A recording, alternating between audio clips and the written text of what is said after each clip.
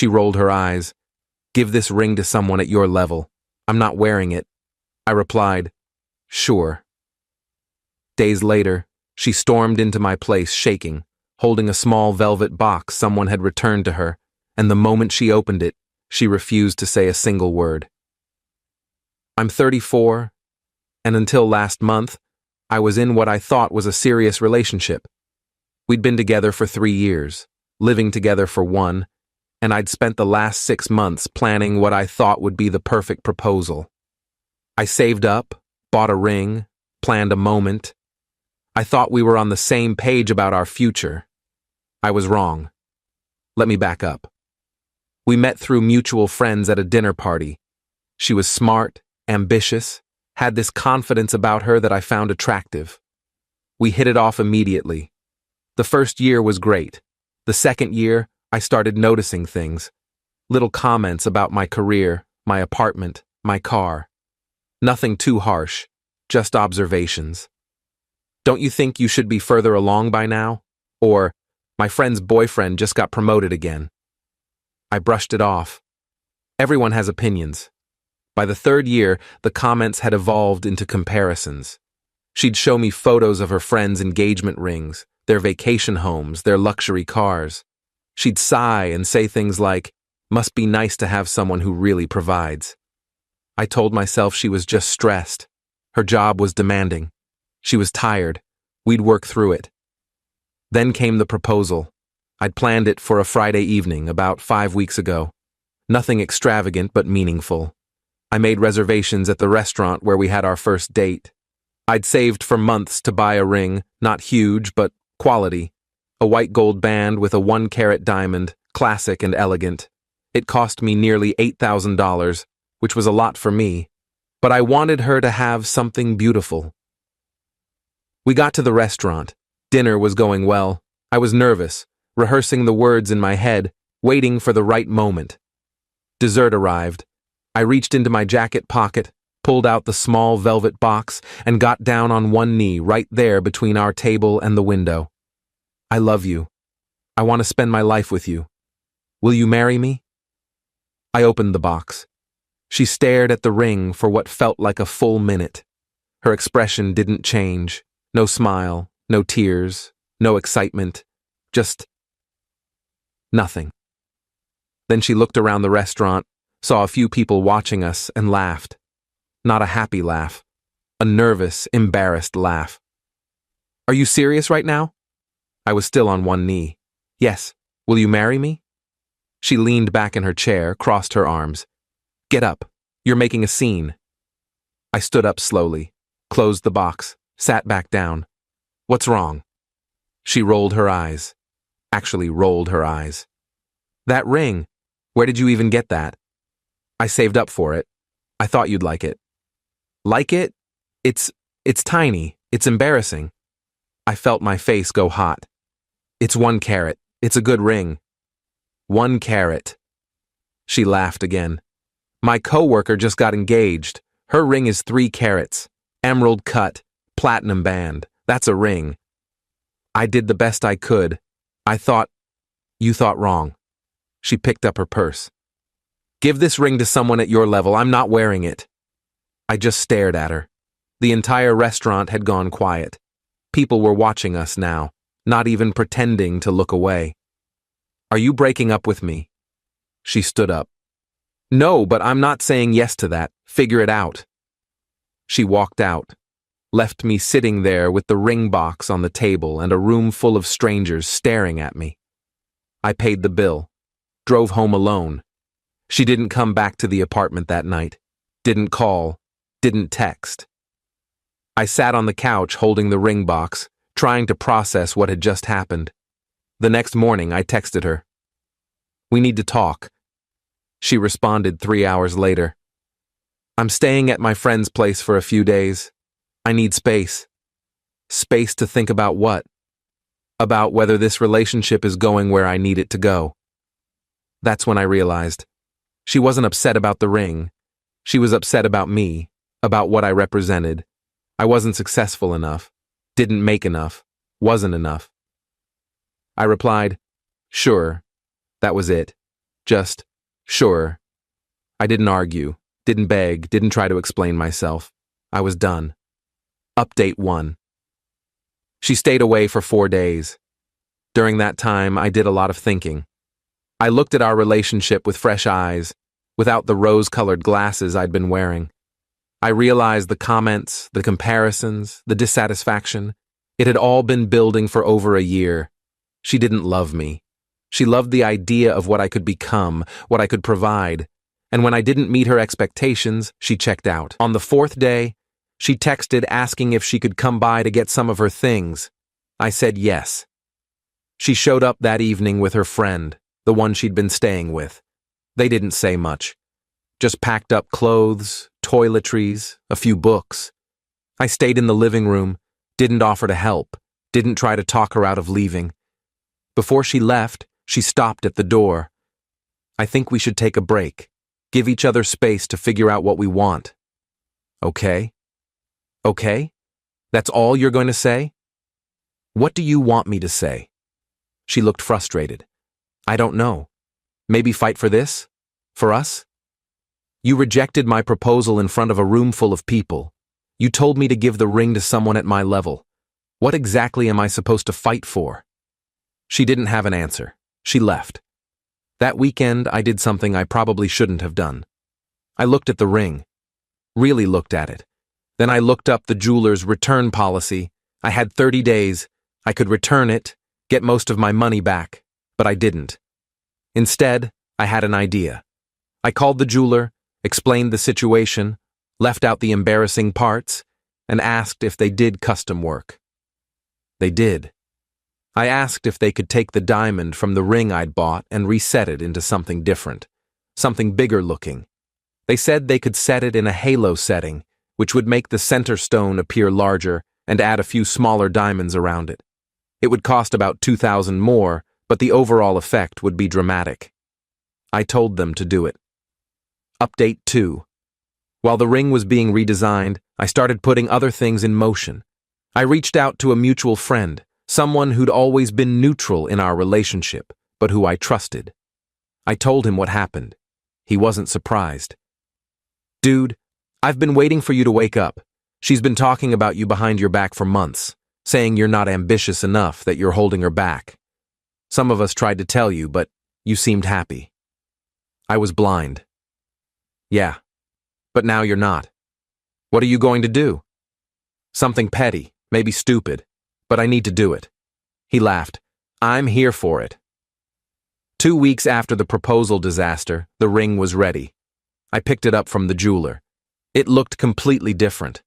The halo setting made the diamond look massive, easily 2 or 3 carats to the untrained eye. The band was thicker, more ornate.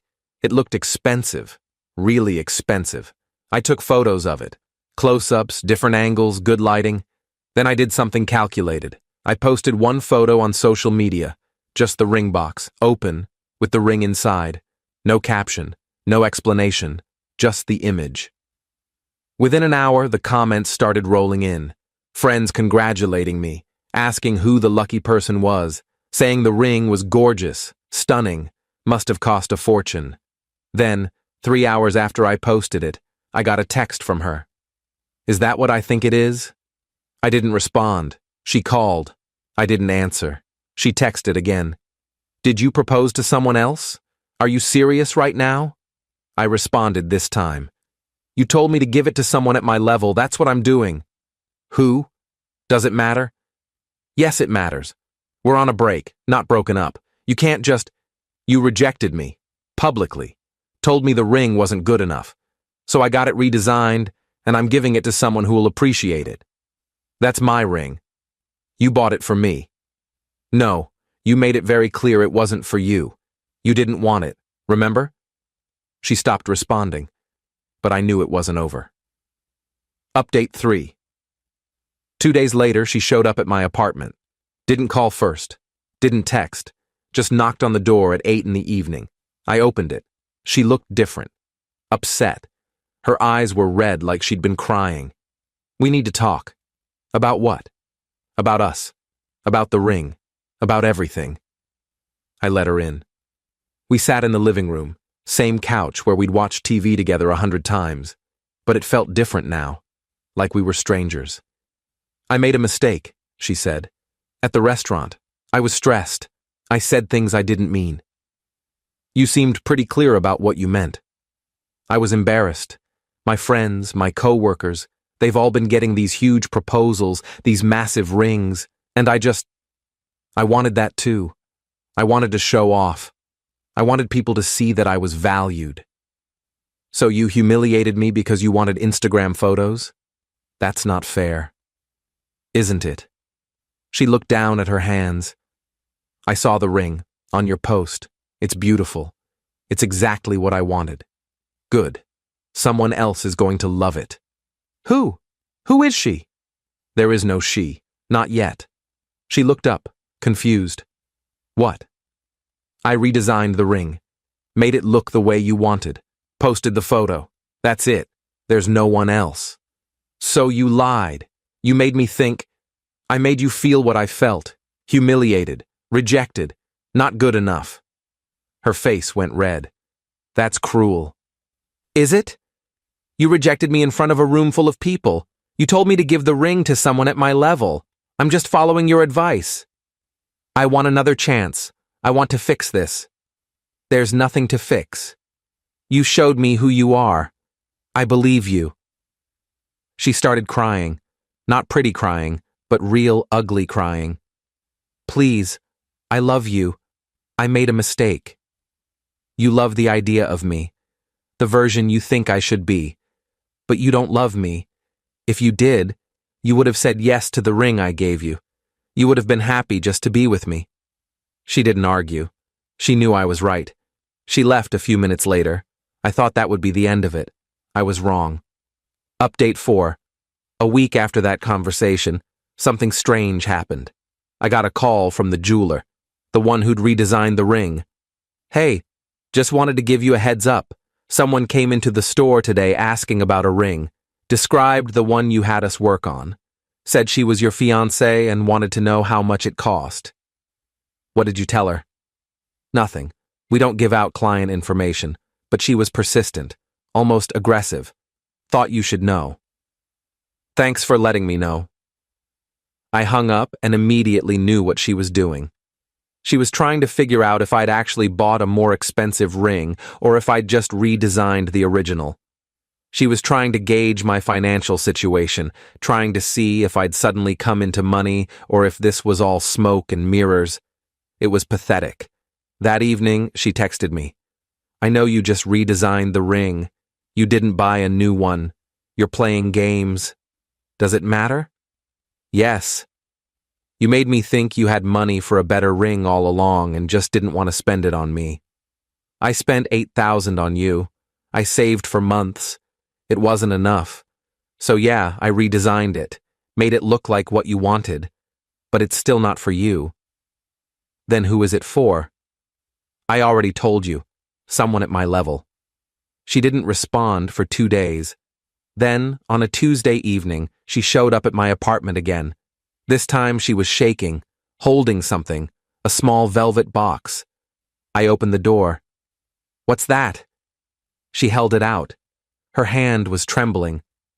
"Someone returned this to me, at work, in front of everyone." I took the box, opened it. Inside was the original ring, the one I'd proposed with, the one I'd had redesigned. Except it wasn't redesigned. It was the original setting, original band, exactly as I'd bought it. I looked at her. "Where did you get this?" "Your friend. The one you've been hanging out with. He came to my office today, walked right up to my desk and handed it to me. Said you wanted me to have it. Said you thought I deserved to see what I threw away." I almost laughed. I hadn't told my friend to do that, but he'd clearly taken it upon himself to return the original ring to her. The jeweler must have given me back the original setting when they redesigned it, and I'd left it at his place the last time we hung out. "He said you're seeing someone," she continued. "Someone who appreciated the redesigned ring. Someone who said yes." "Is that what he said? Is it true?" I didn't answer right away. Let her sit with the uncertainty. Then I said, "Does it matter?" "Of course it matters. I need to know." "Why?" "So you can decide if you made a mistake. So you can calculate whether I'm worth coming back to." She opened her mouth, closed it, opened it again. Then she just stood there, holding the box, shaking, refusing to say a single word. I took the box from her hand. "You made your choice. At that restaurant, when you rolled your eyes and told me I wasn't good enough. This ring, the original one, was good enough. I was good enough. But you couldn't see it." She finally spoke. Her voice was small. "Are you really with someone else? That's what you're focused on? Not that you hurt me, not that you humiliated me, just whether I've moved on. I just need to know. No, you need to leave." She stood there for another moment, tears streaming down her face, then turned and walked out. The door closed behind her with a soft click. Update 5. 3 weeks passed. I thought she'd finally gotten the message and moved on. I was wrong. It started with mutual friends reaching out, asking if I was okay, saying they'd heard concerning things about me. When I pressed them for details, they said she'd been telling people I was stalking her, that I'd been showing up at her workplace, that I'd sent her threatening messages, that she was scared of me. None of it was true. I immediately contacted my lawyer, the same friend who'd returned the ring to her, actually. Turned out he'd just passed the bar, and asked what I should do. He told me to document everything, save all texts, all emails, all communications, screenshot the social media post with the ring and all the comments, get a statement from the jeweler about her coming in and harassing them for information. "She's trying to control the narrative," he said. "Make you look like the bad guy so she doesn't have to face what she did." 2 days after that conversation, I got a call from her mother. We'd always gotten along well. She was kind, reasonable, nothing like her daughter turned out to be. "I need to talk to you about what happened," she said. "Can we meet for coffee?" I agreed, curious about what she wanted. We met at a cafe the next afternoon. She looked tired, stressed. She ordered a tea, I got coffee, and we sat in a corner booth away from other people. She told me what happened, her mother said, at the restaurant, with the proposal. I'm sure she had her version. She did, but I also talked to someone who was there, someone who saw the whole thing. She paused. "I'm so sorry. What she did was cruel and unacceptable." I didn't know what to say. I raised her better than that, or at least I thought I did. But somewhere along the way, she became obsessed with appearances, with status, with keeping up with her friends. I've watched it happen and I've tried to talk to her about it, but she doesn't listen. Why are you telling me this?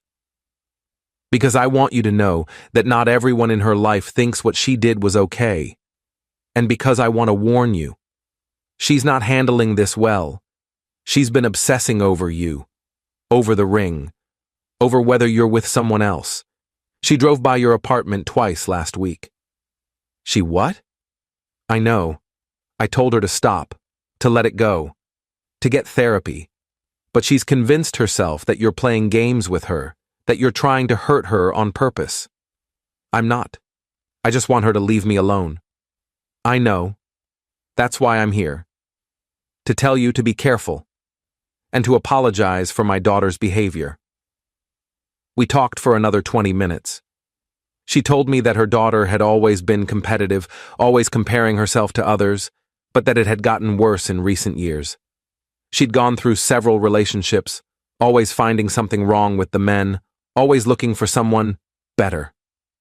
Her mother had hoped I'd be different, that I'd be the one to make her happy, but she realized now that her daughter wasn't capable of being happy with anyone. Before we left, she handed me an envelope. What's this? The money you spent on the ring, the original one. It's not right that you're out all that money because my daughter has impossible standards. I can't take this.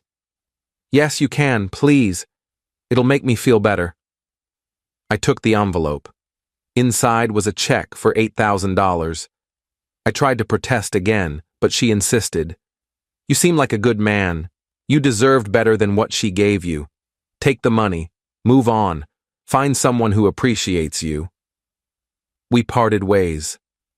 I deposited the check the next day. Final update. It's been 2 months since the proposal. Almost 3 since I first started planning it. After her mother gave me that money, I made a decision. I returned the redesigned ring to the jeweler.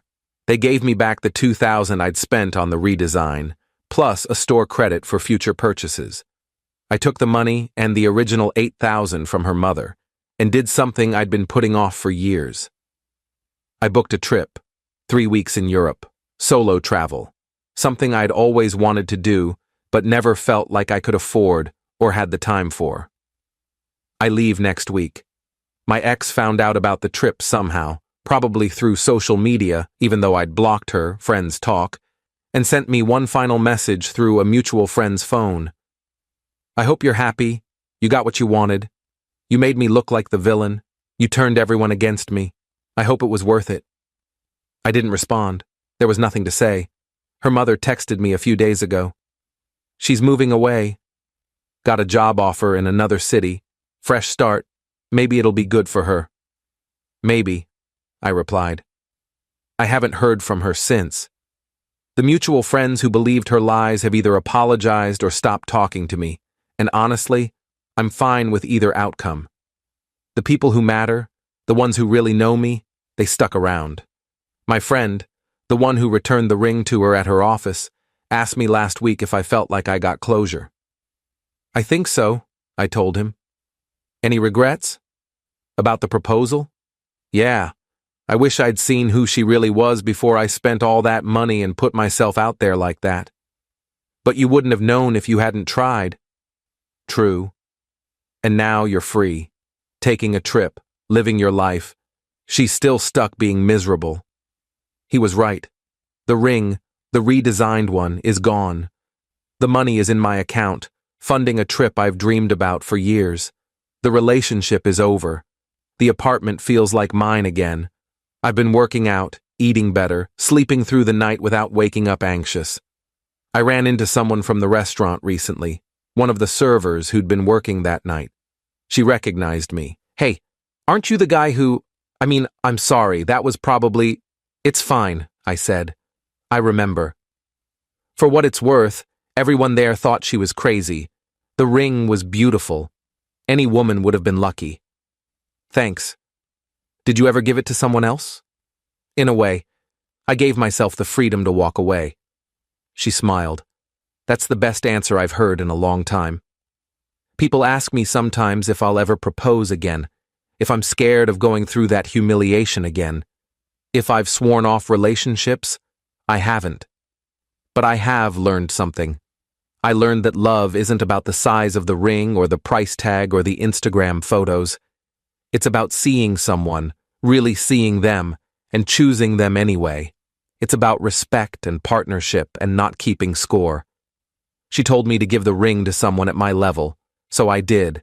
I gave it back, got my money back, and invested in myself, in my life, in my future, and that's exactly where I should have been investing all along.